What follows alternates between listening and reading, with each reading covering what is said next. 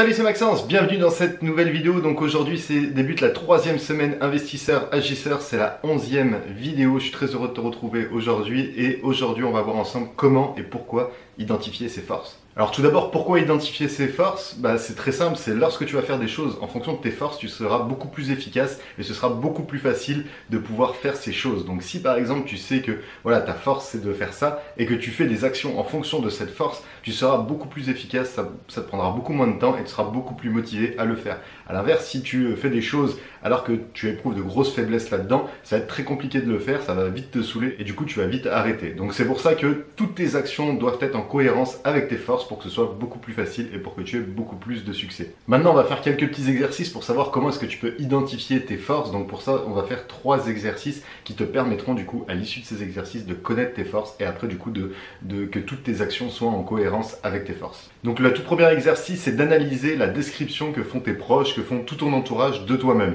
Donc par exemple, est-ce que tu es persévérant? Est-ce que tu es par exemple efficace, travailleur, sociable, émotif? Donc voilà, tu auras sûrement eu des retours depuis que tu es jeune jusqu'à maintenant de comment tu es, quel est ton critère, quel est ton tempérament actuel, et ça pourra te permettre déjà de visualiser un petit peu tes forces. Si par exemple tu es un acharné, enfin les personnes disent que tu es un acharné, tu es efficace dans ce que tu fais, par exemple, si tu as un dossier IMO à faire, tu te dis que tu vas te bloquer 1 heure cet après-midi pour vraiment bosser et être acharné et finir son dossier bancaire pour un projet immobilier par exemple.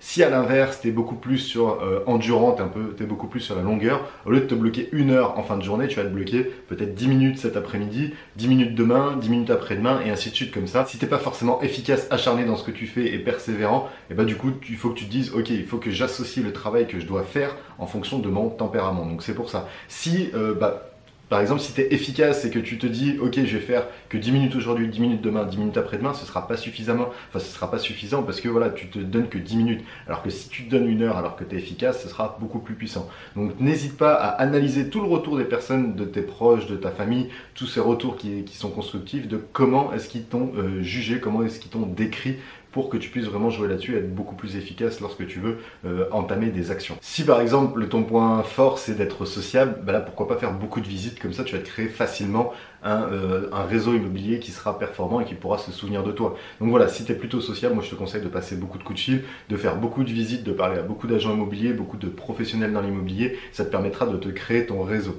Deuxième exercice que je te conseille de faire, c'est d'analyser tout ce que tu as réussi et surtout comment est-ce que tu l'as réussi. Donc si par exemple, je sais pas, tu as réussi à trouver un appartement, tu as déjà investi une première fois, comment est-ce que tu as fait ça? Est-ce que ça a été parce que tu as été persévérant et que du coup tu as relancé l'agent immobilier même si le bien était déjà sous compromis? Est-ce que tu as été sociable et du coup c'est un apporteur d'affaires qui t'a rapporté l'affaire parce que tu aimes bien échanger avec les personnes et du coup c'est cette personne qui est revenue vers toi? Est-ce que tu as été travailleur efficace ou acharné par exemple et tu n'as pas arrêté de faire des rendez-vous bancaires, tu as bien tout préparé le dossier? Donc voilà, regarde un petit peu toutes les réussites que tu as eues auparavant et analyse un peu comment tu as réussi ça et ça te permettra du coup de déterminer tes forces et ça c'est très important et tu verras que c'est très très puissant. Et troisième exercice, c'est vraiment d'analyser aussi tes faiblesses et de les mettre de côté. Donc moi je connais beaucoup de personnes qui veulent améliorer leurs faiblesses, mais selon moi, personnellement je te déconseille de le faire parce que pour moi, ça te demandera trop d'énergie, trop de temps pour analyser et combler toutes tes faiblesses et qu'elles deviennent des forces. Donc moi, ce que je fais, je sais que j'ai beaucoup de faiblesses et du coup, ces faiblesses, je les mets de côté et j'agis en fonction de mes forces et pas en fonction... Et je vais pas essayer d'améliorer mes faiblesses parce que ça me demanderait trop de temps, ça me demanderait trop d'énergie et ça servirait à rien parce que ça me démotivera rapidement si j'ai pas de résultat là-dedans. Donc c'est pour ça, le troisième exercice que je te conseille de faire, c'est une fois que tu as analysé tes forces et du coup tes faiblesses, les faiblesses, tu les mets de côté et tu te focuses uniquement sur tes forces et du coup tu vas bosser en fonction de tes forces. Donc voilà du coup pour ce qui était de cette petite vidéo aujourd'hui. C'était vraiment une vidéo que je te conseille de faire, d'analyser tes forces et vraiment de faire toutes tes actions en cohérence avec tes forces parce que tu seras beaucoup plus productif, beaucoup plus motivé, tu auras beaucoup plus rapidement des résultats. Donc voilà, si tu as envie de réussir dans l'immobilier, je te conseille de faire ce petit exercice qui te permettra vraiment d'avoir des résultats. Dans tous les cas, moi je te dis à très bientôt, du coup à demain pour une prochaine vidéo et demain on va voir ensemble comment se programmer pour réussir dans l'immobilier, pour devenir un investisseur immobilier qui réussit. Sur ce, je te dis à demain pour une prochaine vidéo. Ciao!